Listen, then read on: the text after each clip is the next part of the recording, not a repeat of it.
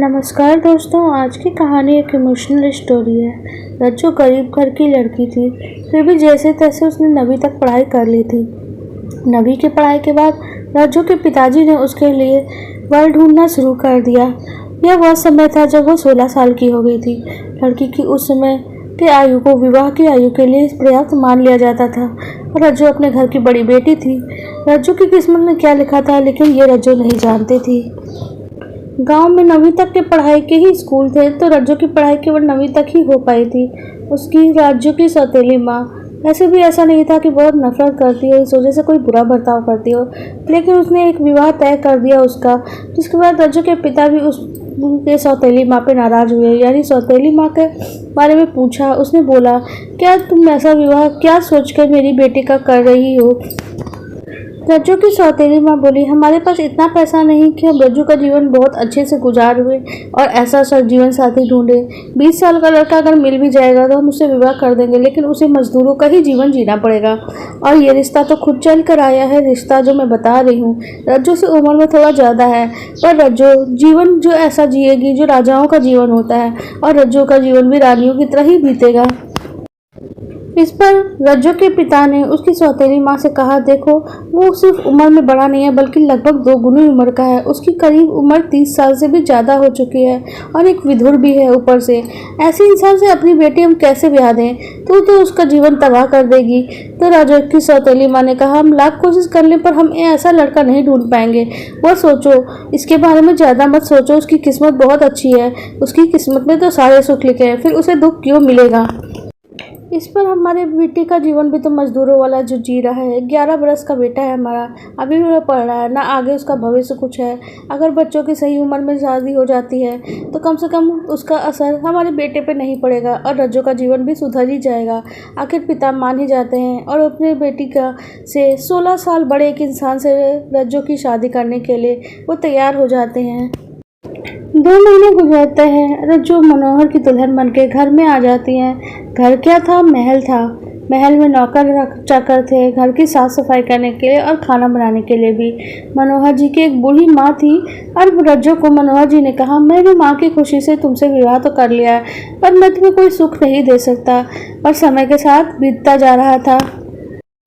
रज्जू घर का कोई भी काम नहीं कर पाती, क्योंकि जब भी वो करने जाती तो घर के नौकर बोलते, मालकिन आप क्यों काम करेंगे, हम सब तो है ना। और मालिक अगर देखेंगे तो वो सब हम पे नाराज होंगे। और मालकिन से कह रहे हैं कि काम क्यों करवा रहे हो। बेचारी रज्जू के पास तो करने के लिए कुछ होता ही नहीं। अपनी सास के पास भी वो कितनी देर बैठती, और वो जब सो जाती थी तो भी रज्जू का मन नहीं लगता था।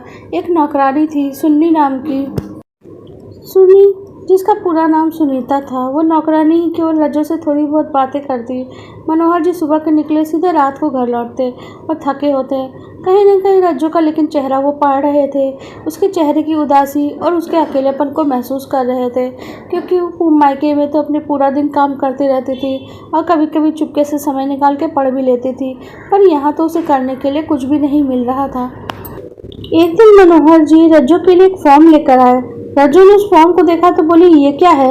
मनोहर जी ने कहा, ये देखो, तुम्हें अकेलेपन में अच्छा नहीं लगता ना, ये तुम्हारे हाई स्कूल का फॉर्म है, तुम आगे की पढ़ाई कर सकती हो, जीवन में पढ़ाई करो और कुछ बनो। जीवन इस तरह से नहीं गुजर सकता। लेकिन रज्जू को इस बात से इतनी खुशी हुई कि मनोहर जी उसके बारे में कितना सोचते हैं। रज्जू शहर के इलाके में रहती थी, इसलिए वहीं पढ़ रही थी और यहाँ पे लड़कियों की पढ़ाई के बहुत से स्कूल कॉलेज है। तो रज्जू ने अपनी पढ़ाई शुरू कर दी। धीरे धीरे उसने ग्रेजुएशन तक की पढ़ाई कंप्लीट कर ली।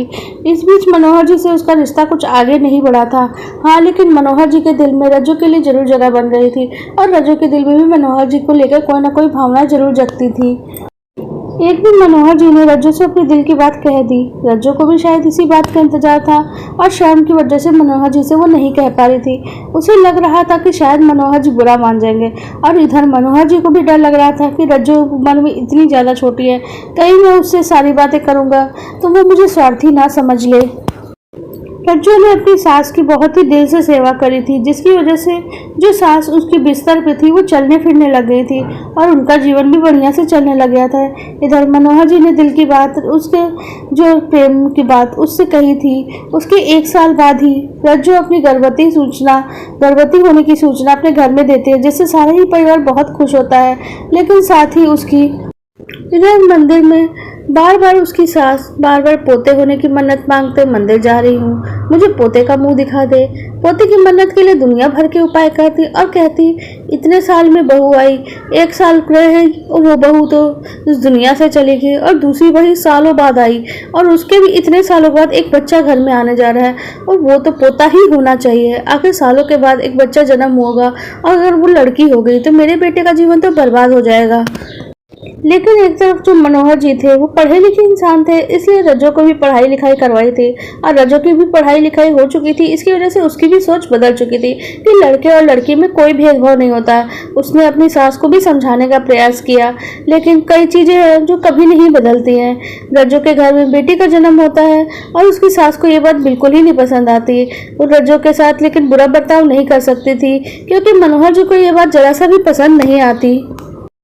तो रज्जो एक दिन जब सो रही थी तब उसकी बेटी को ही पास में सुलाई हुई थी, साथ में उसकी बेटी उसके साथ ही सोई हुई थी, और चेहरे पे एक छोटा सा बड़ा सा तिल दिखाई देता था जो उस पर बहुत ही ज़्यादा सुंदर दिखता था। और रज्जो उसे कहती, जब भी उस तिल को देखती, भगवान ने तुझे नज़र का टीका देकर भेजा है, और उसे देख के बड़ा ही खुश होती रहती, उसे लाड लड़ाती रहती।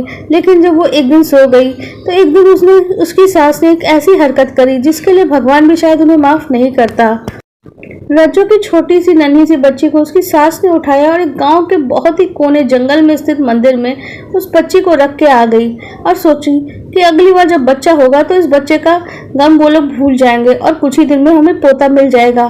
लेकिन वापस आने के बाद उसे एक ऐसी बात पता चली कि उसके दिमाग को बहुत जोरदार झटका लगा कि रज्जो और मनोहर एक बार जब घूमने गए थे तब मनोहर ने ही ये बात अपनी माँ को बताई। ये बच्चे गर्भ में आने के बाद की बात है।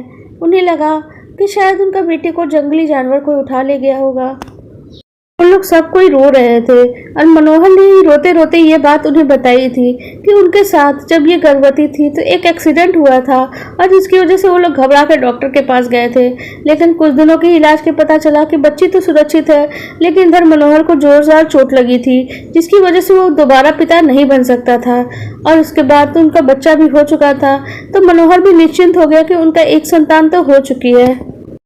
मनोहर से ये बात जानने के बाद तो रज्जो की सास को तो जैसे सांप सूंघ गया। उन्हें समझ ही नहीं आ रहा था कि वो अपना सच कैसे बोले। अपने बेटे की नज़रों में नहीं गिरना चाहती थी, तो उसने तय किया कि वो किसी बहाने से मंदिर जाएगी और वापस उस बेटी को ले आएगी। तो उसने कहा, मैं मंदिर जाती हूँ, वहाँ जाकर अगर मन्नत मांगूंगी तो हमारी बच्ची मिल जाएगी। और ये कह के वो जंगल के उसी मंदिर की तरफ चली गई। ये बात को करीब कई घंटे बीत चुके थे। वहाँ जाने पे भी उन्हें बच्ची नहीं मिली, और जिसे कुछ कई घंटों पहले जो वो छोड़ के गई थी, अब बच्ची वहाँ पे नहीं थी। अब तो उसकी सास को भी डर लगने लगा कि शायद सच में जंगली जानवर उसकी बच्ची को ले गया है उस जगह पे। अब वो बच्ची तो जिंदा नहीं होगी, और ये सोच के वो और भी ज़्यादा रोने लग गई। अब उनके पास पछताने के अलावा कोई रास्ता नहीं नजर आ रहा था। पर घर आने पे मनोहर ज़्यादा दिन इस चीज़ को नहीं सह पाया। मनोहर की तबीयत खराब हो गई, और कुछ ही दिन बाद मनोहर की भी मृत्यु हो गई। अब रज्जो की सास के सामने पछताने के अलावा कोई भी रास्ता नहीं रहा, क्योंकि अपनी लालच के चलते उसने अपने बेटे को भी खो दिया था। पोती की चाह में खुद के बेटे को खो दिया था। अब उनके जीवन में कुछ भी समझ में नहीं आ रहा था। इधर जो रज्जो थी वो भी अपने होश में नहीं थी। रज्जो ने अपनी सास से कहा, जब मेरा पति और मेरी बच्ची ही नहीं रही तो मैं इन सुख सुविधाओं का क्या करूंगी। मुझे इन सुख सुविधाओं का कोई मोह नहीं। मैं सारी मोह माया को त्याग कर अपना जीवन त्याग में ही गुजारूंगी। और रज्जो उस घर को छोड़ के चली गई और गांव के ही जंगल में एक झोपड़ी बनाकर लोगों का सेवा कार्य शुरू कर दिया, और उसका जीवन संघर्षपूर्ण हो गया। लेकिन शायद जीवन का सबसे बड़ा दुख यही था उसका कि उसने अपने पति और बच्चे को खो दिया था।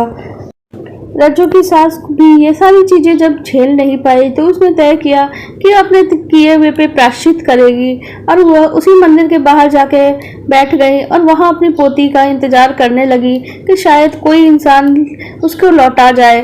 पर उसको क्या पता क्या होने वाला है। एक दिन सालों बाद वहाँ के पोती को उसने वहाँ छोड़ा था। सालों साल गुजर गए। एक दिन वो मंदिर के बाहर बैठी बुढ़िया हो गई थी, और बिना कारण के बहुत सारे लोग कुछ खाने पीने की वस्तुएं दे देते थे, और वो इसी प्रकार का जीवन जी रही थी। सब कुछ होते हुए भी अब उसके हाथ में कुछ नहीं था, क्योंकि उन्होंने ऐसा ही कर्म किया था जिसकी वजह से उन्होंने सब कुछ खो दिया था। एक दिन की बात है, बूढ़ी औरत के रूप में वो मंदिर में बाहर बैठी हुई थी। तभी एक 10 से 11 साल की बच्ची आई। इतना ही समय गुजरा था रज्जो की बेटी को खोए हुए, उनकी पोती को खोए हुए। 10 से 11 साल की बच्ची जिसके चेहरे पे एक बड़ा सा तिल था और वो बिल्कुल वैसा ही नजर आता था जैसा उसकी पोती पे था। उसे देखते ही बूढ़ी औरत को अपनी पोती की याद आ गई और उसकी आंखों में आंसू आ गए। वो लड़की बोली, यहाँ पे मैं दान पुण्य करने आई हूँ। 10 साल पहले मेरे पिताजी इसी मंदिर से मुझे लेकर गए थे। मैं आज दान पुण्य इसलिए कर रही हूँ क्योंकि मेरे पिताजी का स्वास्थ्य अच्छा नहीं है। उनके जीवन बहुत ही ज़्यादा संकट में आ गया है। शायद अब उनका जीवन नहीं बचेगा, लेकिन शायद मेरे दान पुण्य करने से भगवान उन पर दया कर दे और कुछ सालों का जीवन उन्हें दे दे। ये बातें सुन के बूढ़ी को यकीन हो गया कि वो जिस बच्ची को देख रही है वो कोई और नहीं, वो उनकी अपनी ही पोती है। वो रोते हुए उसका हाथ पकड़ लेती है और बोलती है, क्या तुम मुझे अपने पिताजी से मिलवा सकती हो? और उसके साथ वो उसके कार में ही बैठ के उस स्थान पर पहुंचती है जहां उसके पिताजी घर में बीमार पड़े हुए थे। और वो बूढ़ी औरत वहां पहुंचती है और उसके पिताजी से मिलती है। उनसे पूछती है, क्या उसी दिन जिस दिन अपने जो बच्चे को फेंका था उसने, उसी दिन की तारीख बता के, क्या उसी दिन उसने अपनी बच्ची को पाया था? तो उसने हाँ वही तिथि बताई जिस तिथि को उसने अपनी पोती को वहां पे रखा था। और इस तरह से वो श्योर हो गई कि उसका जो पोती है वो यही है, उसने मंदिर से ही इसे पाया था। और उसके जवाब से व्यक्ति भी समझ गया कि इस लड़की से कोई ना कोई रिश्ता ये बूढ़ी औरत जरूर रखती है। तो वो उससे पूछते हैं तो वो उसको बताती है, मैं इसकी सगी दादी हूँ, पर मैंने इतना बड़ा पाप किया, पोते के लालच में अपनी ही पोती को मंदिर की सीढ़ियों पे छोड़ दिया, जिसकी वजह से मेरा खुद का परिवार बर्बाद हो गया, मेरा बेटा मर गया और मेरी बहू एक संघर्षपूर्ण जीवन झोपड़ी में काट रही है और मैं अपने उस पोते के खोने के गम में पल पल रोते रहती है और मैं भी बहुत सारा जीवन संघर्ष से ही गुजार रही हूँ। व्यक्ति बोलता है, मुझे समझ में आ गया ये आपकी पोती है, पर मैं एक बात चाहता हूँ, मेरे मरने से पहले मेरी बेटी उसकी माँ से मिल जाए। अगर वो संघर्ष कर रही है तो कम से कम एक छोटा सा काम आप जरूर कर दें प्रायश्चित के रूप में। इसका हाथ पकड़ें और इसे इसकी माँ तक पहुँचा दें, ताकि जब मैं इस चिंता से मुक्त हो जाऊँगा और मैं अपने जीवन का अंत सुखपूर्वक देख पाऊँगा। अगर मेरी बेटी दुखी रहेगी तो मेरी भी आत्मा को मुक्ति नहीं मिलेगी। इतना कहते कहते ही वो व्यक्ति अपने प्राण त्याग देता है। यह देख के उसकी बेटी बहुत ज़्यादा रोने लग जाती है। उसके चेहरे को उदासी देख के उसकी दादी माँ कहती है, बेटा मैं तुम्हारी दादी माँ हूँ, मैं नहीं कहती कि तू मेरे साथ रहे, पर मैं तुझे तेरी माँ तक जरूर ही पहुँचाऊँगी। तेरे आंसू को वो भी पोंछ सकती है और तू उसके आंसू जरूर पोंछ देना, ताकि जीवन में जो मैंने पाप किया है उस पाप को मैं धो सकूँ। और उसका हाथ पकड़ के उसकी माँ के पास यानी रज्जो के पास वो लेकर चली जाती हैं। रज्जो अपनी बेटी को देखती है और उसे देखते ही वो उसे पहचान जाती है। और जो दादी थी, बच्ची की दादी, वो अपनी सारी गलती कबूल करती है कि कैसे उसने बेटी को उससे अलग किया था और वहीं उससे माफ़ी मांगने लगती हैं। पर वहीं माफ़ी मांगते मांगते ही वो अपना जीवन त्याग देती हैं और उनका जीवन समाप्त हो जाता है। रज्जो जो उनका अंतिम संस्कार करवा देती है और अपनी बेटी के साथ ही अपना जीवन जीने का फैसला करती है। तब उनकी बेटी उनका हाथ पकड़ के कहती है, जो मेरे पिताजी का घर है वो सब कुछ मेरे ही नाम पे है, पर तो आप वहीं चलिए। तो रज्जो बोलती है, हाँ मैं तुम्हारे साथ वहाँ ज़रूर चलूँगी, तुम्हारे साथ ही मैं अपना जीवन जीना चाहती हूँ, लेकिन मुझे यहाँ जो एक ज़रूरी काम है जिसे मुझे पूरा करना ही है। वो अपने महलनुमा घर में जाती है जहाँ मनोहर जी जहाँ अपना जीवन खो चुके थे, और वहाँ महल को ही वो एक अनाथ आश्रम को बनवाने के लिए दे देती है, जहाँ पे एक अनाथ आश्रम वाले कार्य करते हैं और छोटे बच्चों का जीवन संवरता है। छोटे बच्चे जो अनाथ हो जाते हैं वहाँ उनकी देखभाल हो सके, इसलिए वो अपना महल दान कर देती है और फिर अपनी बेटी के साथ रहने के लिए उसके घर पर चली जाती है। रज्जो को महलों का सुख नहीं चाहिए था, लेकिन हाँ रज्जो को अपनी बेटी का सुख 10 साल के बाद जीवन में मिल रहा था और उसे ये इसके लिए सारे सुख और सारे दुख जो एक समान हो गए थे। अब वो अपने सारे दुखों को भूल जाना चाहती थी, लेकिन उसे एक बात का दुख अवश्य होता कि मनोहर जी अगर जीवित होते तो वो भी जान पाते कि उनकी बेटी को कुछ नहीं हुआ है, वो भी अपनी बेटी को देख पाते। लेकिन इस बात का रज्जो को हमेशा ही दुख रहता। लेकिन आज रज्जो को सब कुछ मिल गया था क्योंकि उसे उसकी बेटी वापस मिल गई थी। रज्जो ने आगे का जीवन अपनी बेटी के साथ खुशी खुशी जिया। पर आपको हमारी ये कहानी कैसी लगी कमेंट सेक्शन में ज़रूर बताइएगा। अगर वीडियो को आपने पूरा देखा है तो वीडियो को लाइक कर दीजिएगा और चैनल को सब्सक्राइब कर लीजिएगा।